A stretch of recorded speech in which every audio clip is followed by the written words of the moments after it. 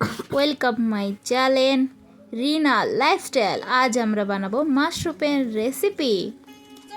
মাশরুমগুলো ভালো করে পরিষ্কার করে নেব, 4-5 বার পানি দিয়ে ভালো করে ধুয়ে নেব, উপরকার কালোগুলো ভালো করে পরিষ্কার করে নেব, সুন্দর করে পানি বদল করে করে। তারপরে আমরা এগুলো পিচ করে নেব। বন্ধুরা, মাশরুম একটু ভালো করে পরিষ্কার করে নেবেন, ঠিক আছে? তারপরে এই যে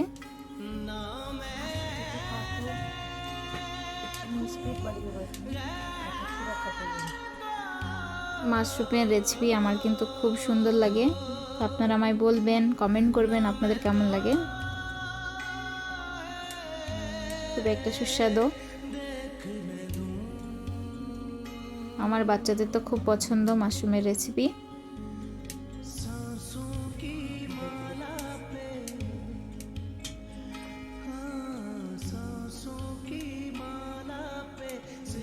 দেখেন বন্ধুরা, আমার পছন্দ অনুযায়ী আমি পিস করছি। আপনাদের চাইলে আপনারা 4 ভাগ করে রাখতে পারেন, বাট আমি একটু ছোট ছোট পিস করছি।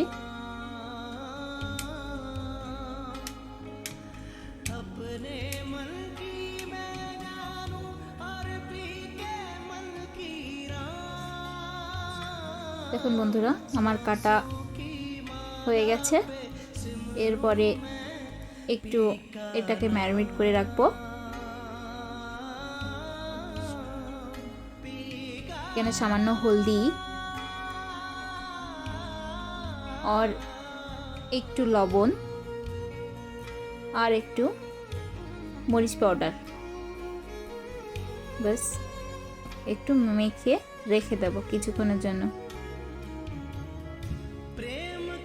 এতে হালকা জল ছাড়বে। আচ্ছা, এবার কড়াইতে তেল গরম হয়ে গেছে। 1 চামচ জিরা, এটা হালকা লাল হয়ে গেলে পেঁয়াজ অ্যাড করলাম। এটা লাল করে ভাজতে হবে। তারপরে কিছু কাঁচা লঙ্কা অ্যাড করব।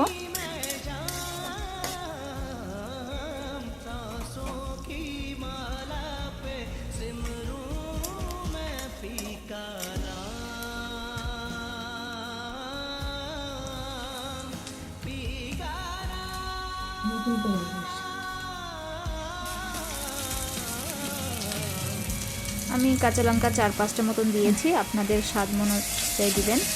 আচ্ছা, তারপরে গার্লিক আদার পেস্ট 1 চামচ।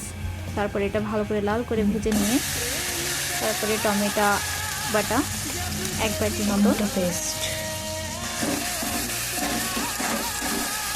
এটাকে একটু মিশিয়ে নিলাম।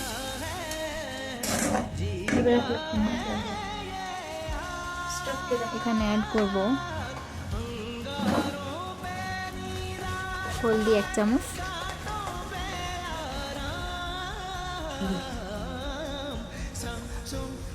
turmeric powder,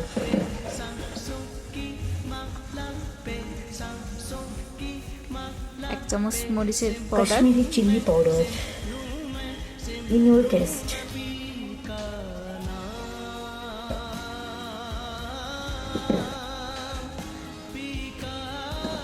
1 চামচ ধনিয়া পাউডার,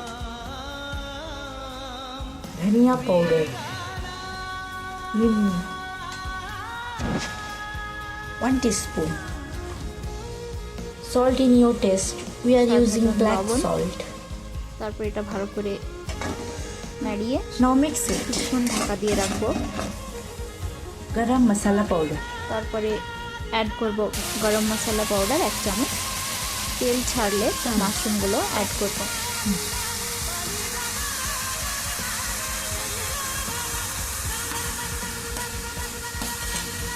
দেখুন, মাশরুমের জল ছেড়েছে।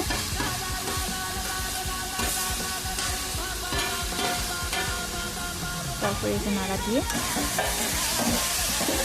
5 মিনিটের মতন ঢাকা দিয়ে রাখবো।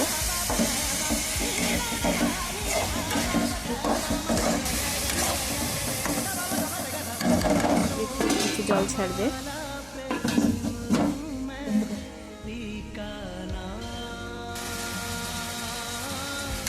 জল পানি ছেড়েছি। ঢেলা 5 মিনিট পরে এটা ভালো করে Giving কষতে কাজু হবে। paste. তারপরে আমি অ্যাড করলাম 5 থেকে 6টা কাজু বাদাম Add some little water. Paste করে নিয়েছি। আচ্ছা, তারপরে ঢাকা দিয়ে কিছুক্ষণ পরে আবার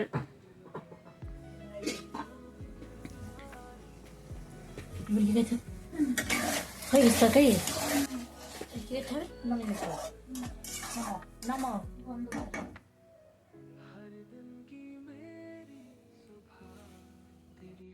5 মিনিট ঢাকার পরে রেডি হয়ে